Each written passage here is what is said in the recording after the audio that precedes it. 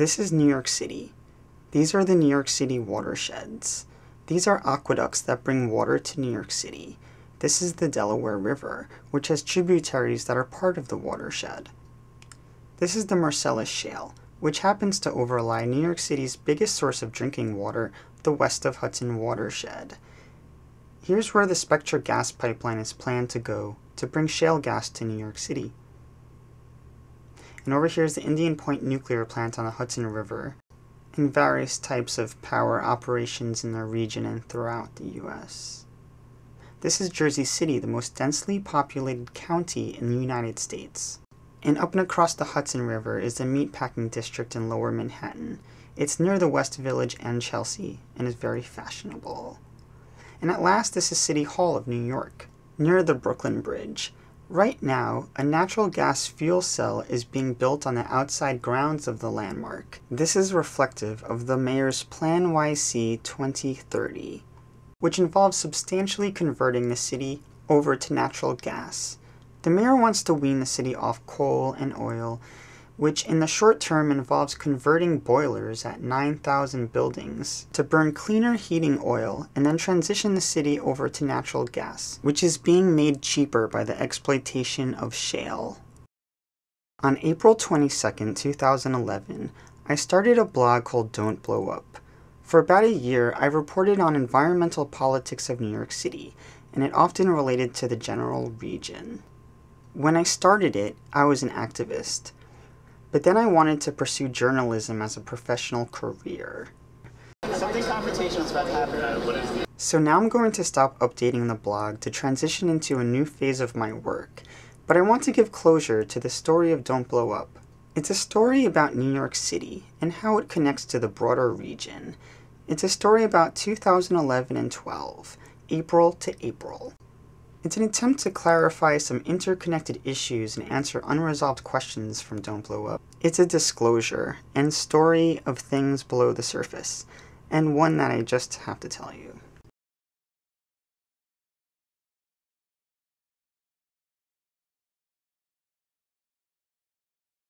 Don't Blow Up began on Earth Day. I was volunteering and went table to table interviewing everyone. A lot of interviews set the scene for what the blog was really going to be about on the surface, the state and the city's energy sources.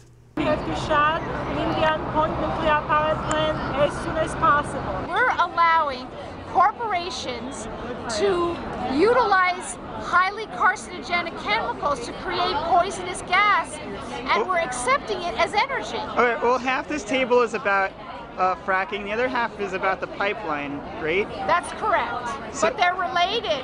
Okay. They're kissing cousins. Okay. But what about the pipeline, though? The pipeline is at the federal level. It's fast tracking. We're anxiously awaiting an environmental impact statement any day now. Don't Blow Up came subsequently to its sister blog, Down the Pipeline, which I launched for a protest my friends and I held 2 days earlier on 4/20, the one-year anniversary of the Gulf oil spill.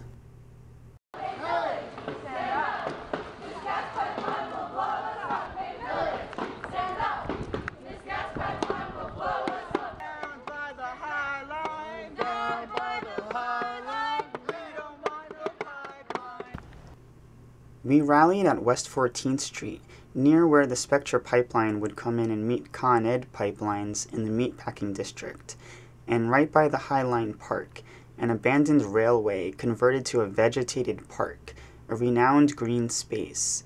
Its original use for freight traffic preceded the trucks that pollute the inner city. Most of the controversy really was over in Jersey City. Someone started a nogaspipeline.org, and then someone else started a Yes Gas Pipeline, which is Spectra Energy. And then the Mayor Healy of Jersey City made this video. And although we wish them all the best over New York, this is going to be nothing but trouble and tremendous danger for the people of Jersey City. You've seen what happened in Edison 15 years ago. And a gas line exploded with flames going 400 to 500 feet in the air. You saw what happened a few months ago in San Bruno, California. A huge explosion once again, lives lost. Philadelphia, about 2 months ago, I believe about 5 people were killed. In addition, there have been gas line explosions in the Midwest very recently, in the last 4 months or so. Pennsylvania, Ohio. All of those, by the way, in areas where there were not a concentrated amount of people. It was much more spread out. For instance, San Bruno was a city of only about 30,000, 40,000 people, and tremendous square mileage spread out. And they still lost lives. We are in the most densely populated county in the United States, and we are a very much densely populated city. Spectra had made this video of their own. We're proposing to build one of the safest natural gas pipelines in the United States. This would benefit a lot of people around here. 2,300 jobs in Jersey City. Jobs we desperately need. Good paying jobs in Jersey City. These jobs are critical. We need this project. We need some good work. Spectra has been a good neighbor. Clean, safe.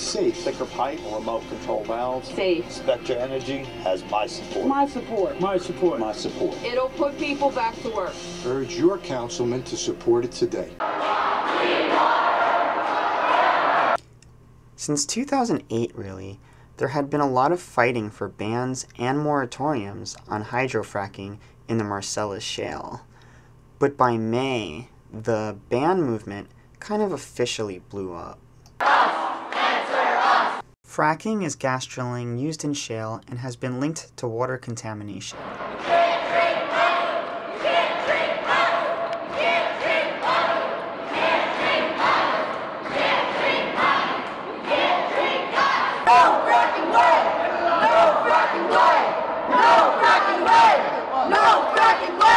Can fracking ever be done safely? Another person asked, I'm often asked if fracking is really more dangerous than, quote, conventional drilling. The environmental organization Environmental Defense Fund is working with gas drilling companies to try to make the process, quote, cleaner. Are they selling out? Should they and other organizations be pushed to support a total ban? These are some people from the top of some environmental organizations. Notice the difference between the answer from NRDC, the Natural Resources Defense Council, and the Delaware Riverkeeper. The reason why we're urging caution and why it's so important that the state take the time and do the analyses right, and why it's so critical that EPA have the funding to do the study that it's undertaken correctly, is that there just haven't been the resources put into studying fracking across most of where it's happened across the country. And many claims of contamination haven't been fully investigated, or there are claims of bias on the part of the investigating regulatory authorities, or in many cases, landowners feel economically compelled to settle with the gas companies, and they frequently sign, almost always in that case, a non-disclosure agreement. So there's a severe dearth of data. Sure, there are going to be wells that are going to be drilled without there being accidents and without there being spills and without there being contamination, migration of contaminants. But what we don't understand is how severe is the risk, how many of them can't be done that way. And that's why it's so important that we slow this process down and develop the science. There's an Achilles heel to this process. They use these extraordinary measures of hydraulic fracturing and horizontal drilling in order to coax the gas out of this deep formation. And in order to do that, they use tremendous pressures. And as a result, you have this drill bore that goes down and then it goes sideways. It goes down about a mile. It may go about a mile sideways. But what has happened, if we look around at the most recent reports of problems, a lot of it is the Duke University study, methane being found in water wells near gas drilling sites. A report in the Susquehanna River area that there's methane bubbles in wells that are being drilled by Chesapeake. Reports in Dimock, Pennsylvania, which were verified by forensics done by Pennsylvania DEP, that methane and other chemicals in the wells around Dimock households polluted 9 square miles of aquifer. And why is this happening? Well, our experts said the Achilles heel is that they have not invented the best available technology in order to make this safe. And the reason is because the cement and the various glues that they hold these casings together with are breaking apart under these tremendous pressures that are required in order to hydraulically fracture. And he points out that it may mean that you have blow out in a well casing in 5 minutes. It may mean that it won't happen for 4 years. It might not happen for the life of a well, which is defined by the regulatory agencies as 20 years and is what the industry designs their cement to last for. But even if it doesn't happen in that period of time, it's going to happen in 50 years or 100 years. So we are, with certainty, polluting our aquifers by hydraulically fracturing these formations, even if we use green fluids, because of the deep shale contaminants that are being brought up to the surface, the radioactivity and the arsenic, all of the materials, the BTEX, the hydrocarbons, all of those materials that are brought back up are being blown out too into our aquifers. And like I said, it may take 5 minutes, it may take 100 years, but it is inevitable. Around 2008, the city's environmental department, DEP, worked with hydraulic engineering firm Hazen and Sawyer to assess potential impacts of high-volume horizontal fracking in the west of Hudson watershed. ProPublica mentions that the then comptroller Bill Thompson, who was running against Bloomberg for mayor, said that Bloomberg should be more outspoken on this issue. The administration said they were waiting for this report to come out to make an opinion. The report essentially said that very hydraulic outdoor industrial activity on the watershed was a risk, but manageable with regulation and monitoring at every stage. Specifically, it said only 0.5 to 2% of frac fluid is chemicals, but is nonetheless significant due to the toxicity, and likewise, raw wastewater entering a wastewater treatment plant is also about 99% water. It talked about 700 confirmed cases of groundwater contamination in New Mexico, mostly related to waste pits, and over 1,500 spills related to both oil and gas development in Colorado, in which about 300 contaminated ground or surface water. It said in most cases failures were caused by human error or negligence. It said unknown subsurface conditions and inadequate regulation contributed to incidents. It said improper storage, handling, or disposal of perforation explosives could lead to water contamination. It said explosive charges may leave behind toxic residues that could migrate to groundwater, or be brought to the surface with gas. Interestingly, it said fracking can make fractures that go beyond target and meet existing fractures or faults and lead to water contamination.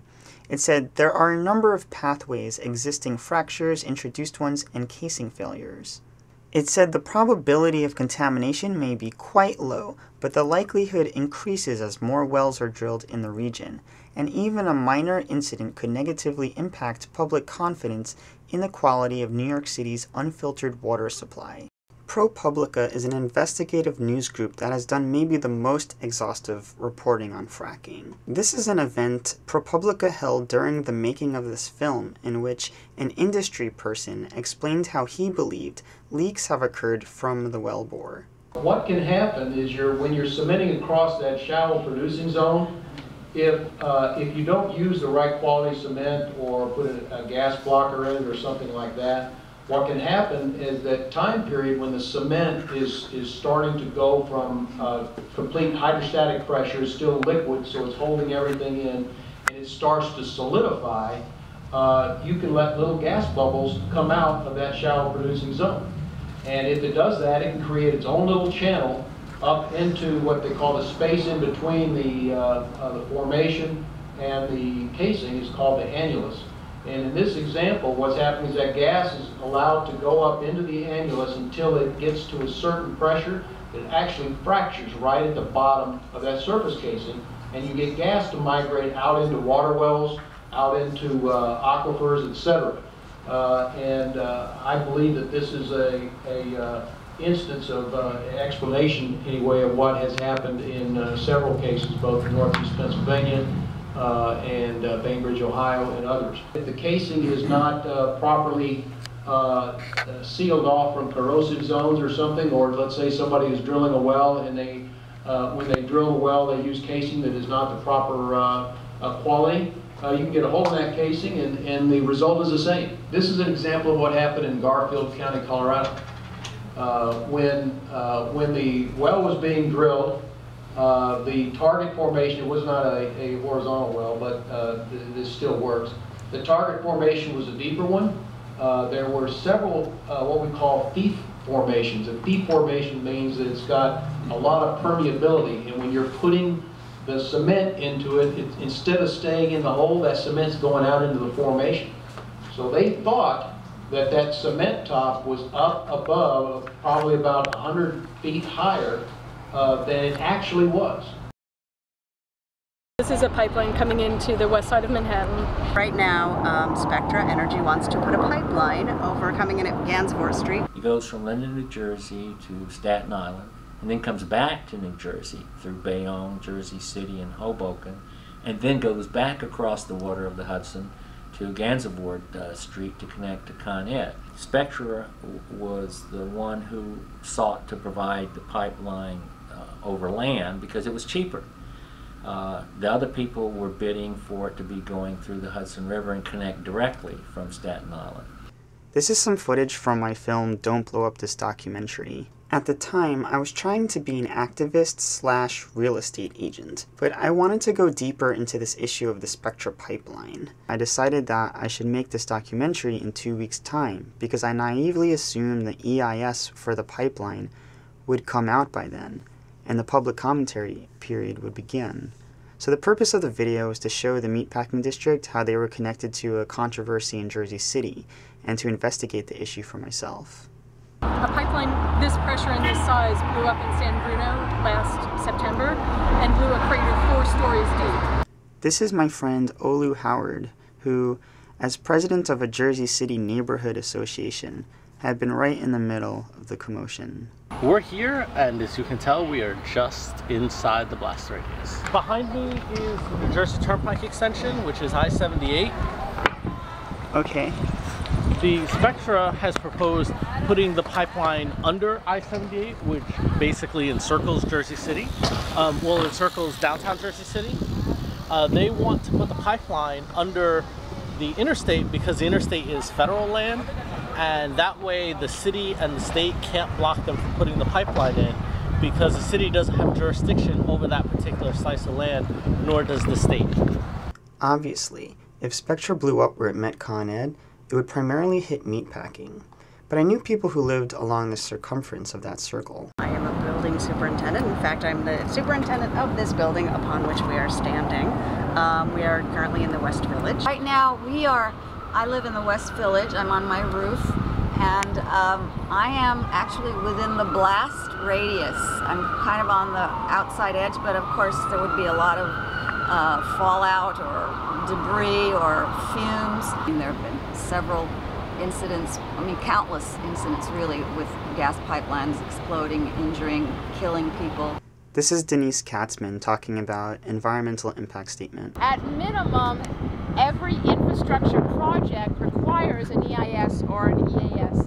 An EIS is an environmental impact statement created by whatever entity, i.e. in this case it's the federal government. Do they have the ultimate authority over it? They have the ultimate authority at this point. When people signed up as interveners, that gave them the power to sue the FERC? That's correct. When that happened in January. When we made people aware of the pipeline that's coming, around 500 people that we talked to objected unanimously or had serious concerns. By contrast, only about 25 individuals and companies were in favor of the pipeline, and those were all energy companies. The intervener process was the second federal process that the public was alerted to. The first was in January of this year. The first was in August of 2010. Those were Federal Energy Regulatory Commission scoping hearings. That's where Bloomberg was supposed to alert Manhattan. So there were 2 hearings? There was a hearing in Manhattan, Staten Island, Jersey City, and Bayonne. Okay. The biggest audience draw was Jersey City. Okay. There was approximately a little over 300 folks in an auditorium of a school that FERC rented on a very hot early August evening, over 90 degrees, high humidity, and no AC in the auditorium from 6 in the evening to past 11 p.m. The one in New York, were there any city council members there? No, no. I dropped by that meeting just to see who would show up, and there were a lot of Spectra peeps. There were some press people for Spectra. There were FERC peoples, and there were 2 reporters and a few residents. A few residents. Meaning maybe 2. In New York City, just about everywhere that you walk under the streets of New York City, you will find gas lines. Are they major 30-inch gas pipelines, high pressure? No, they're not. Usually a main line like that is what we call a main line. There will be a major trunk, and from there you'll have offshoots, maybe 20-inch, and from a 20-inch it may go down to a reduced 12-inch and 6-inch, and so on until it reaches your house or a building via a 1 or 2-inch line. In your experience, have there been major explosions or any kind of explosions from New York City gas pipelines? Working in my 38 years, I can say that I heard of some explosions that took place on different jobs from the ones that I worked on. On jobs that I worked on, we had minor accidents with small veins feeding into houses that were, taken care of immediately and nobody got hurt. Most of the film was Dale Hartman talking about pipelines. Our real discussion was an hour long, but this is just the gist of it. It was important to compare the New Jersey-New York project to the gas pipeline that blew up in San Bruno in 2010. The pressure approved is as much as 1,440 pounds per square inch. Now, that pressure has created significant pipeline, blowing up throughout the country and killing people, injuring people, and destroying property. A classic example is at San Bruno, California, just slightly south of San Francisco. So San Bruno, when it blew up last summer, the pipeline, it turned out that it killed 8 people, injured, I think it was about 160, and destroyed over 15 acres of property. Well, some people think that's irrelevant because that was a 50-year-old pipeline. 48 years exactly. And it's not irrelevant because of the investigation into what happened with the pipeline. And it is true that most of these pipelines that we're having more recently I mean since the last 5 years, is due to our collapse of infrastructure nationwide, not just with pipelines, but with bridges, with roads, So we're seeing, a collapse that's just indicative of. So this 48-year-old pipeline, it turns out that there was a failure, a manual failure to override first a high level of pressure, and they were trying to do this from afar. They had welding seams that were not done properly. The old gas lines, the reason why they may explode is because, first of all, the steel that was used back then was different. The conditions were different. There was no OSHA requirements or general inspectors on the job to ensure that the job was done properly, and they were just, thrown on the ground. That was it for gas. It's a 30-inch pipeline, the same as San Bruno. It's a class 4, which means it's the most dense metal that is used for pipelines, the same as San Bruno. The difference, though, is that this one is running at a much higher pressure level. It runs at a minimum of 800 psi to as high. So it's at a higher pressure than much higher pressure. Is it thicker? Is it of a thicker? No, as I said, the pipeline itself, they're rated in classes of thickness, and this is a class 4, the same as San Bruno. Oh, so it's not. Which is the thickest that they use for a pipeline. Well, because in all this, the Yes pipeline, the guy, he says it's a thicker. Oh, I've seen it in person, but it's not thicker than what was used in San Bruno. Blow valves, in most cases, are operated by remote control, as we talked about. In this case, Houston, several thousand miles away, would be, deciding what pressure to use for gas transmission. Let's say they want to reduce or increase it. Then they could have a fault, mechanical fault, They can have a digital fault in the component of the computer, and that could cause a pipeline to explode. And in fact, some aspect of that is connected to San Bruno and the investigations that they're doing. So it's not just mechanical failure of improper welds, it's also digital monitoring of the pressure of a pipeline. So it's those several things taken together. They proposed burying the pipeline deeper. Originally it was supposed to be about 15 feet under the ground. They proposed putting it 100 feet under the ground. Do you think there would be additional problems with putting a pipeline or building it 100 feet deep? Absolutely. You would have trouble servicing it. How would you actually get down to the pipeline to inspect it? And if it did blow up 100 feet underground, would that have a significant effect? Of course it would, because you're talking about a bomb. The former head of the National Transportation Safety Board has actually used the word bomb in his description of pipelines.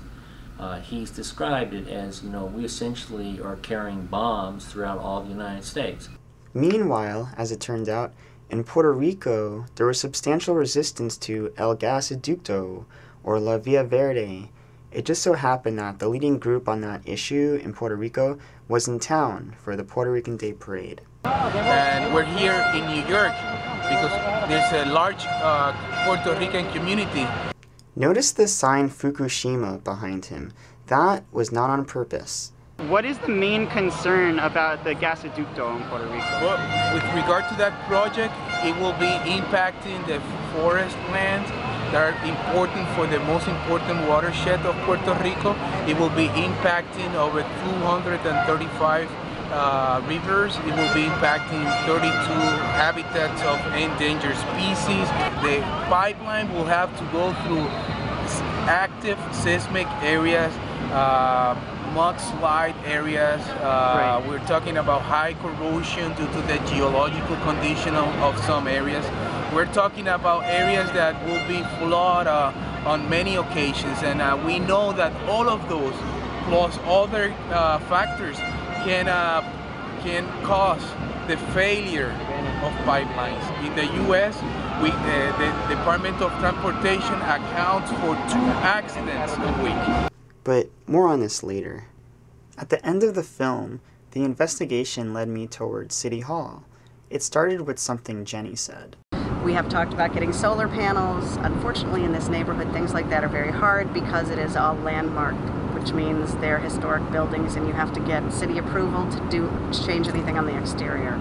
So that does limit what we can do here, but we are still looking into things. That's wild. So when is the West Village going to have solar panels all over it? I don't know that it ever can or will. Unfortunately, we're just going to have to hope that everyone else that is eligible will put up solar panels. Well, that sounds crazy. I really don't understand, because it's a historic neighborhood. It's a historic neighborhood. If you change anything to the exterior, it has to be approved by the Landmarks Commission, which is a board that's run by the city. I think it's called Landmarks Preservation Commission. I'm in Astoria Park, and I came here to report a phone call that I had this morning with the Landmarks Preservation Commission. The woman called me back. She said that the story about the solar energy and so forth in the West Village is that they approve of solar energy and solar panels on the rooftops of the West Village, and in fact they encourage it. She said as long as they're minimally visible, and the other thing I jotted down was that they just approved solar panels on the roof of City Hall. Guess what? Bloomberg's afraid of solar. Why is he afraid of solar? He reneged last week on putting beautiful, sexy solar panels on top of City Hall. Really? Really? In favor of a fuel cell powered by natural gas. Delicious natural gas. When did this Landmarks lady speak to you? Maybe 4 or 5 days ago. I don't remember. week ago? About that time, approximately, that there was very little media coverage. I'll send you, I think it was a Downtown Express reported on. Right after the film, I made flyers for it and brought it with me to hand out with the other leaflets I'd be handing out with Synapse Energy project in the meatpacking district on our way to the big anti-fracking rally. Right here. Get this picture. Oh my gosh. Yeah. We saw that Con Ed was preparing for the Spectra project to come in and meet them.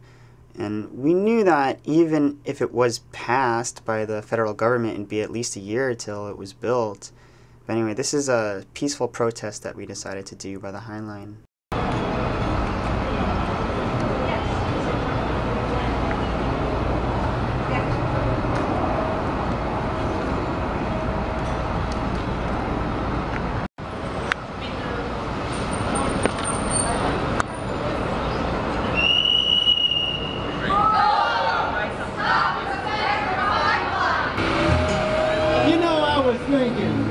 Get tired of working that rig and that hole, and I can make you lots more money than those potatoes.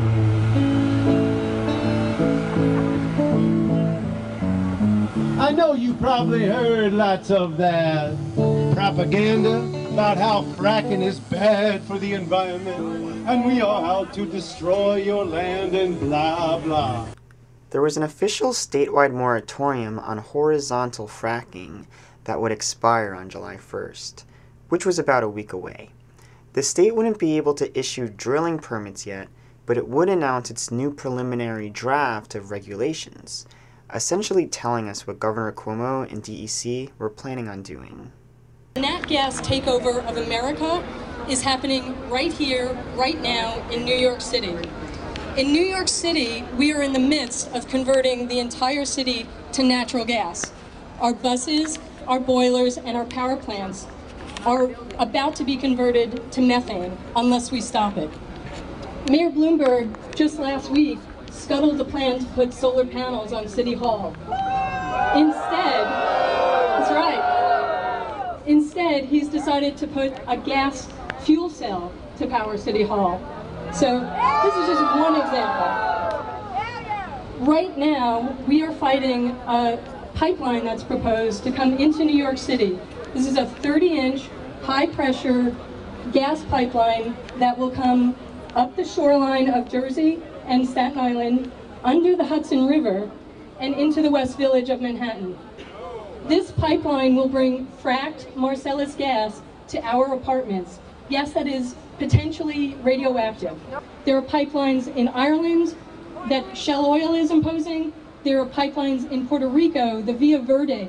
Get this, the Via Verde, the Green Way. That's what they're calling the gas pipeline in Puerto Rico. If we stop the pipelines, we can stop fracking. So we need to tell President Obama, no to the Via Verde pipeline in Puerto Rico, no to the Nat Gas Act.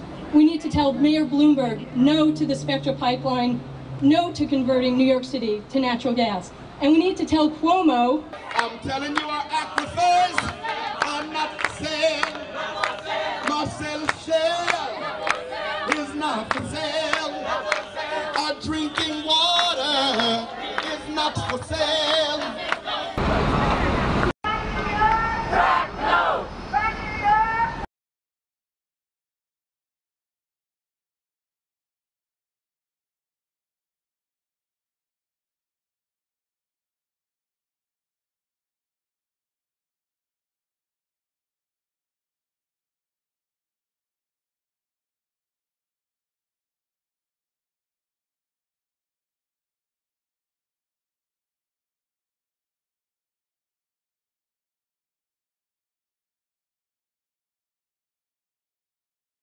There were other new regs too, but these are the ones that I'll be focusing on.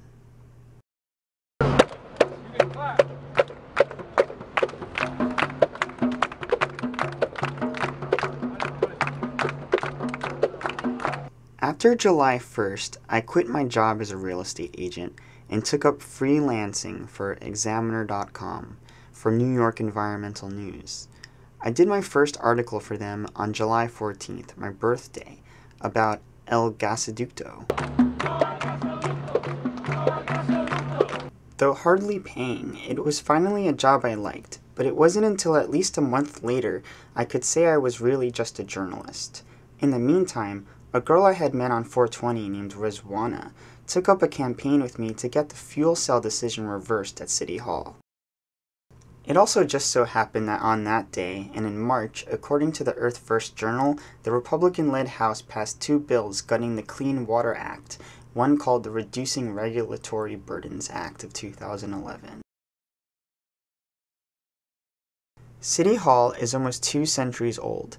In 2008, during some routine construction, workers found that the building was falling apart. Even politicians knew plaster was falling from the ceiling during meetings. It had never really been significantly renovated. So the city set aside $62 million, but workers kept finding more hazardous problems, and in 2009, the Post reported that costs ballooned to $90 million, though it was still rising past $100 for the same reasons. In 2010, the Post reported that solar panels were going up. They would generate energy for about half the lights. It was part of Bloomberg's 2008 pledge to put solar panels on city buildings. Then, of course, Downtown Express reported on June 15, 2011, that the city decided on a gas fuel cell instead. It would reduce construction costs by no given number and reduce energy costs by $45,000 a year. Community Board 1's Landmark Committee voted 7-1 in favor of the fuel cell. One member said the fuel cell wouldn't be an eyesore like those solar panels. The only member that voted against it was Noel Jefferson. So why did you oppose the fuel cell? Well, this pipe up here. This pipe. Which one? Right up there. Yes. Okay, they're all over the building, and oftentimes fumes come out of those pipes, and the fumes are noxious, poisonous fumes. What I know about diesel fuel, which is what I learned 6-7 years ago when doing the research on this building at 60 Hudson Street, weighed very heavily on my decision about having the diesel fuel or having the fuel tank at City Hall as opposed to solar energy, solar panels. What puzzled me was why the mayor changed his mind, whereas more than a year ago, Landmarks and the mayor voted on having solar panels to provide the energy at City Hall, which made a lot of sense. And although my colleagues on the Landmarks Committee at CB1 felt that the solar panels were ugly and would detract from the beauty of City Hall, which could or could not be true. It's an opinion that each person has differently. However, my opinion was based solely on the potential for an accident or a terrorist attack, as well as the dangers of the emissions coming out of whatever the oil is that they're using into the park, into the environment, which I think would be hazardous. This might be personal, but do you think, I don't know, living in Tribeca had any influence on this, like, feeling that you had? Oh, most definitely. I was here on 9/11. Yeah. And I feel the physical results of the after effects. I know what 9/11 did. I was one of the first responders because I live in the neighborhood, and I didn't know that it was an attack until after I went down there to see what had happened, to see what aid I could provide to the people, the poor victims.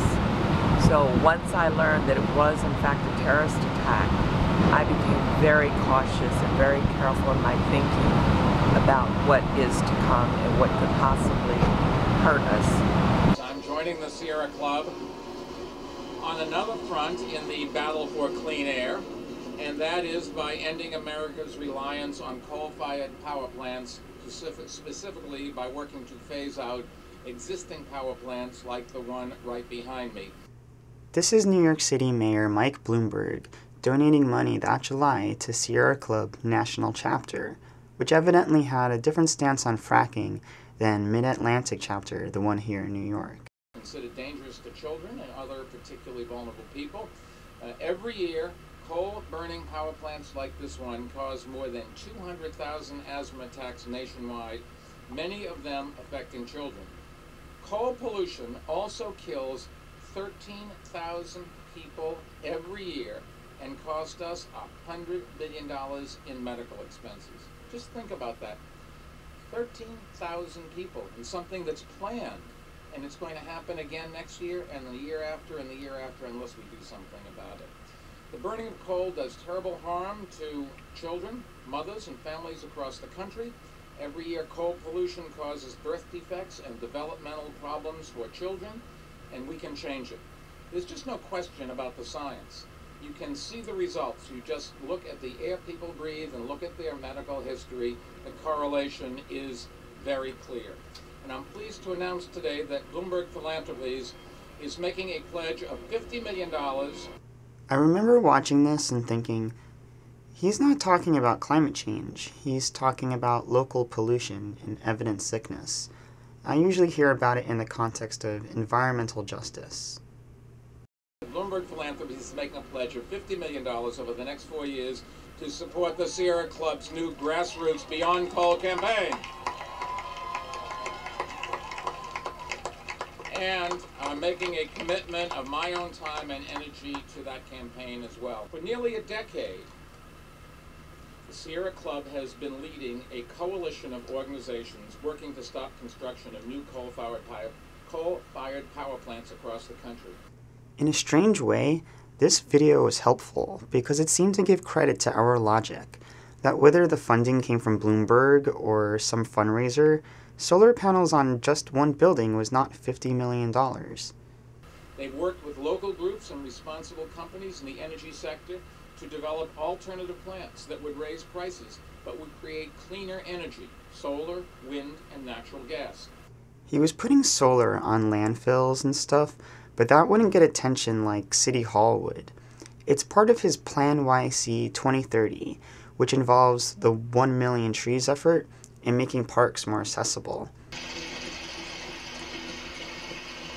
2007, when Mayor Bloomberg came out with Plan YC, people across the country said, wow.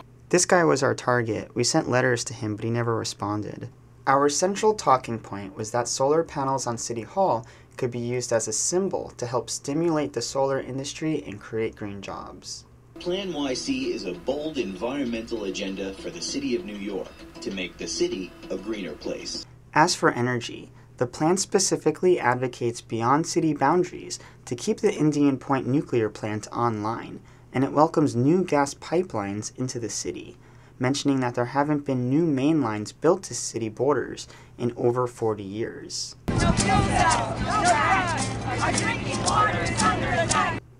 The people from 420 were doing some actions in different parts of the country, but it was all right because we had some very good friends that were willing to show up.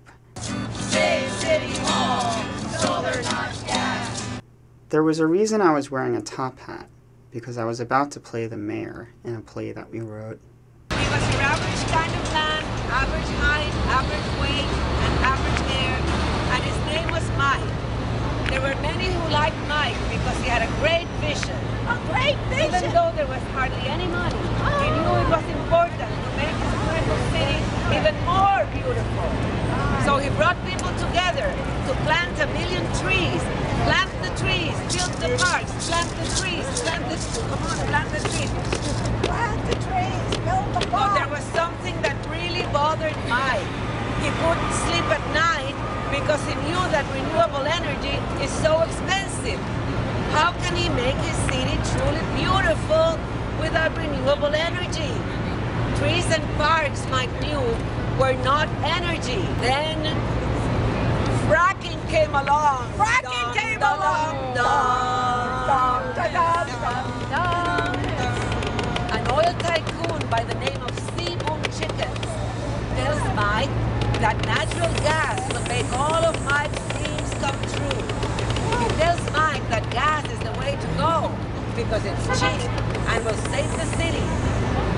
We've got a natural gas field field the size of Saudi Arabia, and it's called the Marcellus Shale. Mike is told and instantly is hypnotized by the idea. But something isn't right in Frackland. People are getting sick. People are getting sick.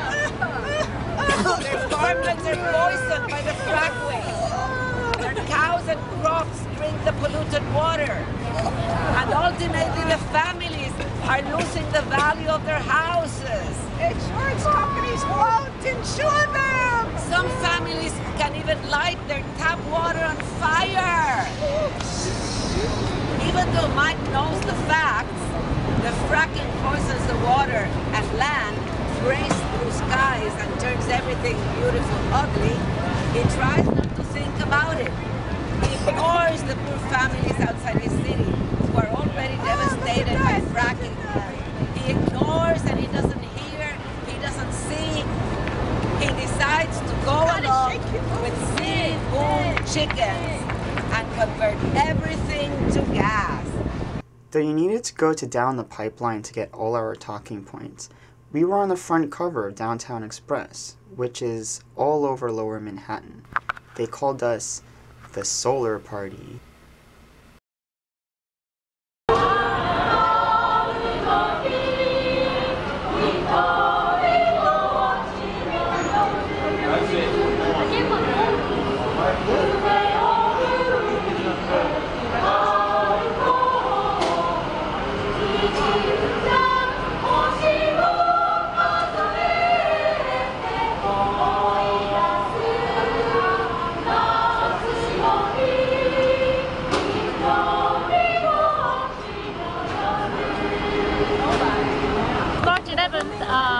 As you know, there was a big earthquake and the tsunami in Japan, and since then we started helping by singing for the crowd.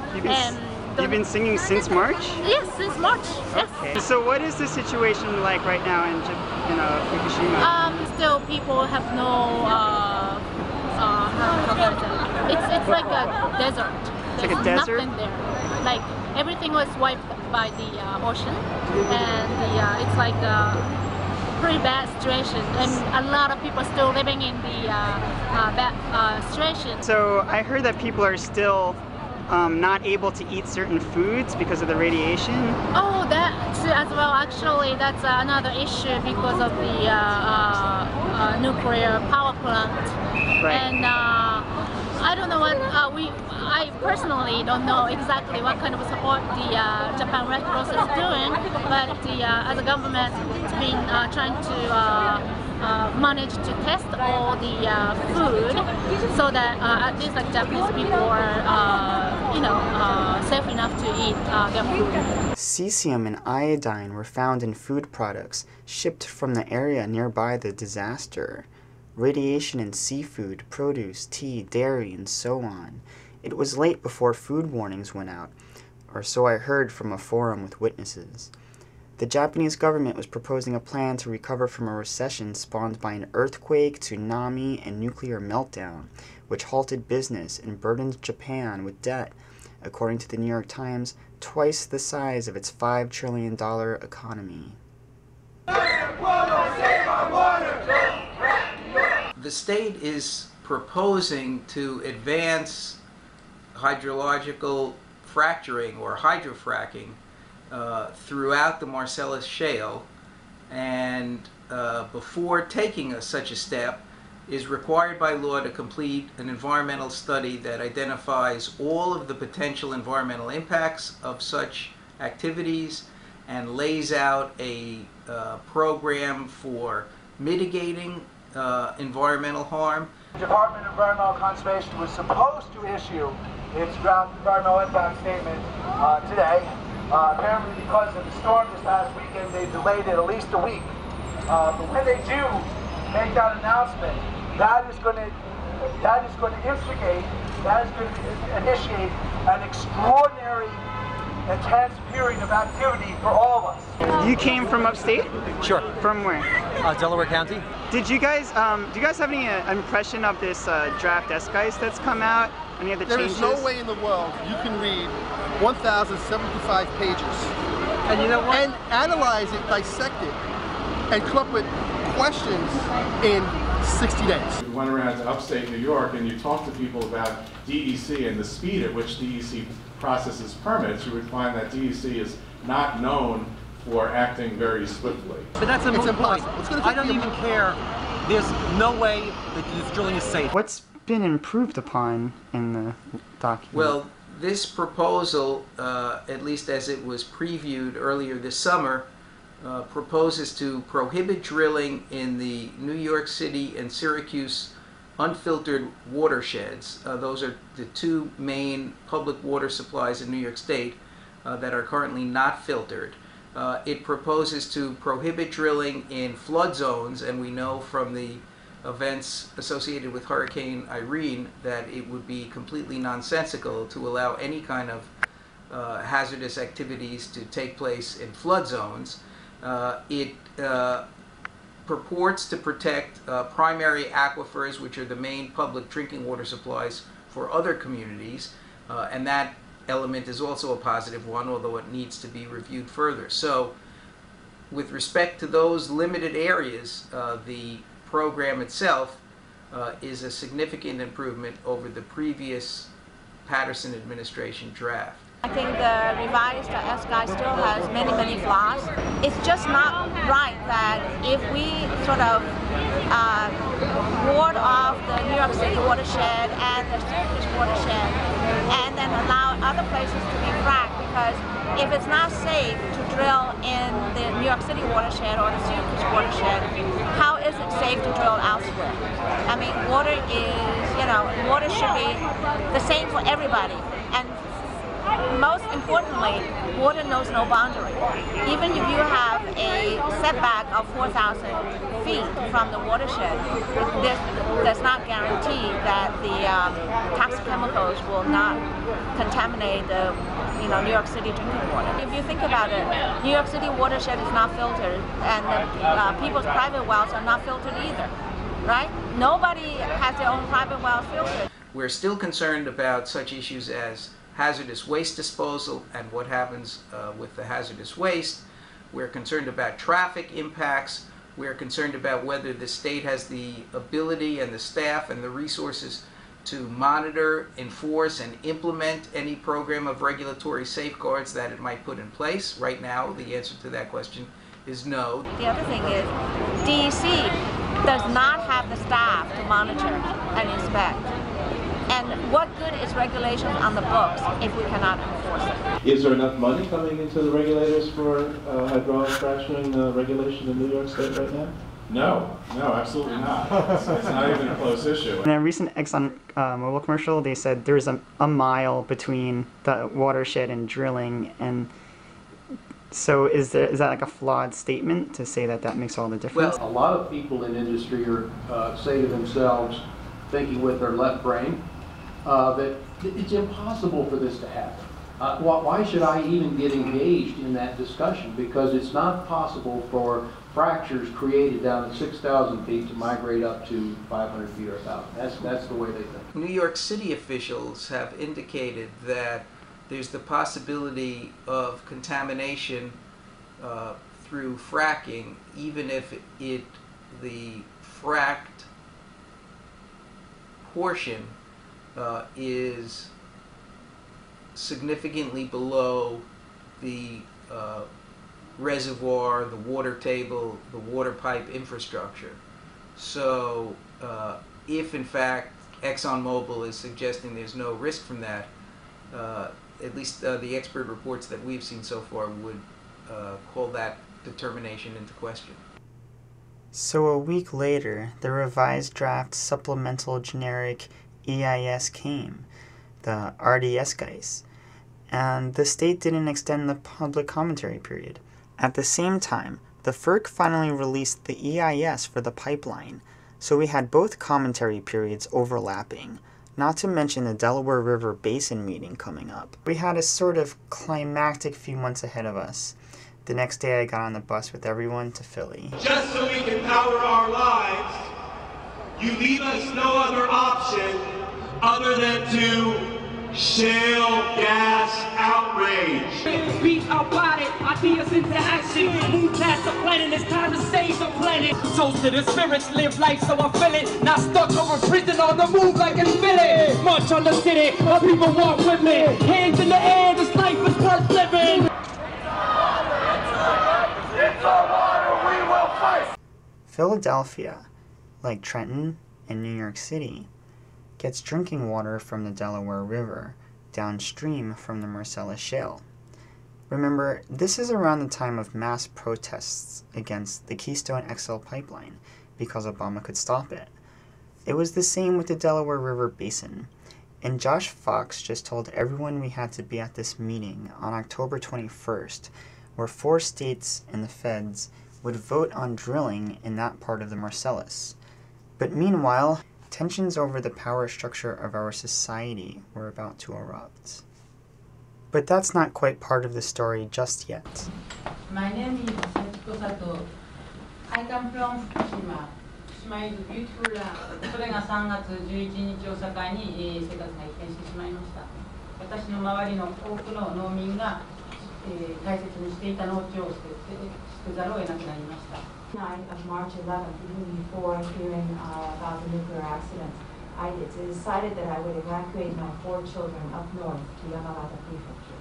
This is because after the Chernobyl accident, I had decided that if ever anything would happen at the Fukushima nuclear power plant, I would evacuate my children. However, there were still 300,000 children remaining in Fukushima Prefecture. And so what I did is I started measuring radiation levels at the schools in Fukushima. We found out that 75% of the schools in Fukushima Prefecture had radiation levels so high that they would be called radiation-controlled areas. We submitted an advisory or petition to the local town and to the prefecture asking for immediate evacuation of all the children, and then to undertake decontamination, but after all the children were evacuated. But not only did the government authorities not evacuate the children, immediately after we submitted this statement, they raised the provisional allowable radiation levels from 1 millisievert 20 times to 20 millisieverts a year, and this was to be applied even for children. The scenery is absolutely the same as it was last year. It is still beautiful, but there is radiation everywhere. The risk management health advisor of the prefecture has gone around the whole prefecture saying it's fine to have 100 millisieverts of radiation a year, no problem. 100 millisieverts is no problem. And the prefecture did not release any radiation data, and in fact even evacuated people into areas that had even higher levels of contamination than where their homes had been. The so-called safety levels for food, the radiation level was raised to 500 becquerels per kilogram. What the prefecture is trying to do now is to keep us there, and they're monitoring low-level radiation effects. In other words, they are treating us as guinea pigs, and will be studying us. We have been constantly, as citizens, saying all this is wrong and something must be done, but the media does not take it up very much at all. We cannot trust the national government, the prefecture, nor the media. And therefore, with the conviction that we cannot protect the children of Fukushima just staying in Japan, that is why we have come abroad to tell what is happening there. Nuclear reactors are just too risky in too many ways to continue the federal government handouts and bailouts.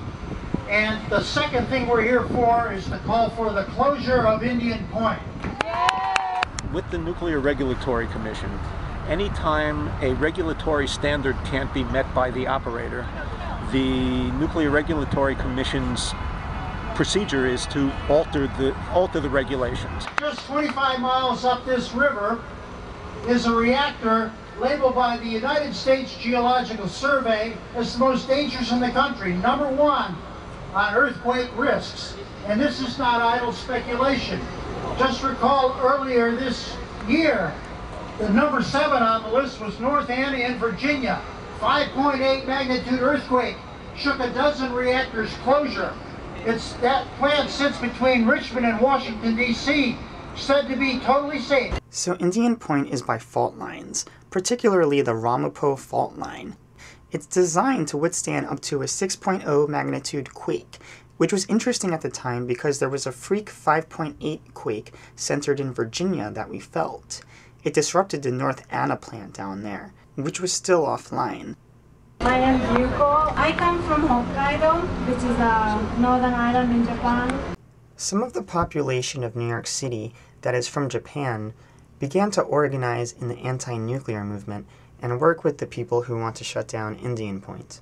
At Indian Point, there is a insulating protective fire wrap that's around critical safety cables at Indian Point. It's called MC. The standards said that it had to protect those safety cables for an hour if a fire occurred. When they tested it, it didn't come close to that, and so under the auspices of a supervisory NRC inspector named Sam Collins, they reduced the standard from an hour to 24 minutes. What you're looking at is a very old reactor, going back to the 1970s, and it's got a history of leakage, fires, explosions, safety violations. My goodness, and what are the owners seeking to do? Get another 20 years to operate this incredibly unsafe facility. In the 60s and 70s, almost 250 nuclear plants were ordered by U.S. utilities. Because of the anti-nuclear movement of that time, we ended up with just about 103, and one came later.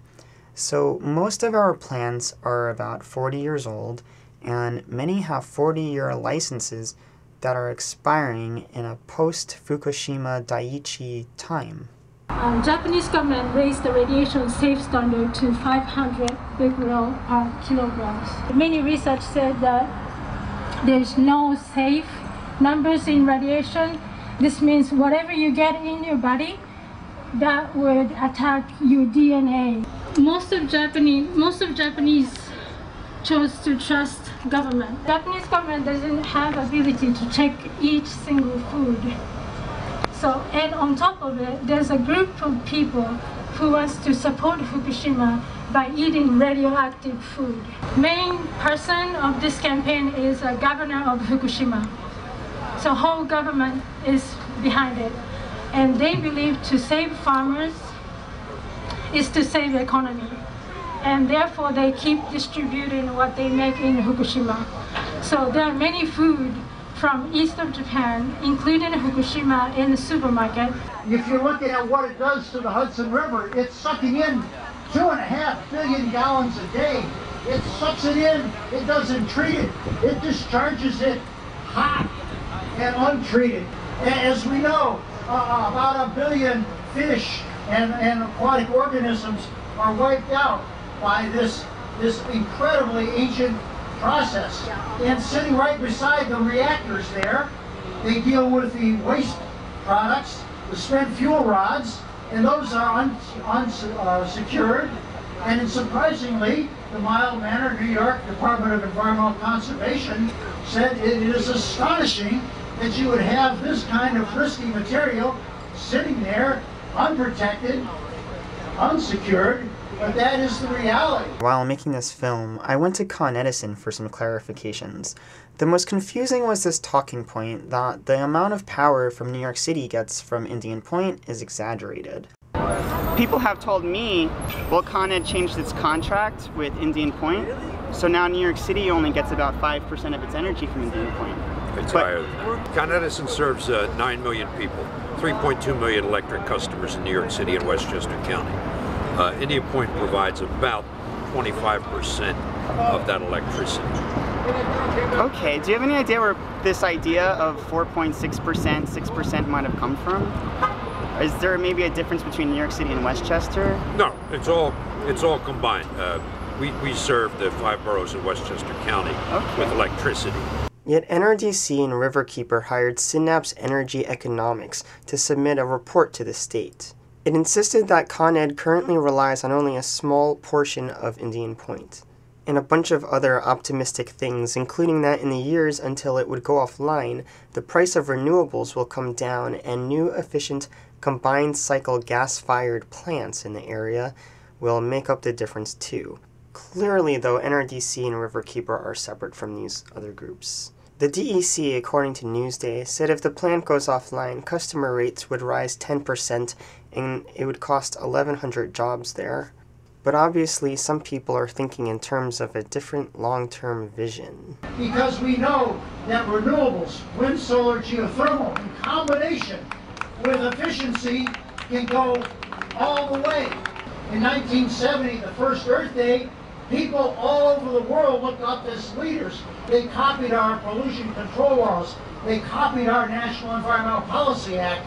But now we have totally dropped the ball on clean energy. Germany's not even as large, say, as the state of Montana. They're sitting north up there at the latitude of Labrador. Yet who's number one in the world in solar electricity production? Germany! Gather a good time, show me a sign. People turn to fear every time we make a change. There's a call for God voices now.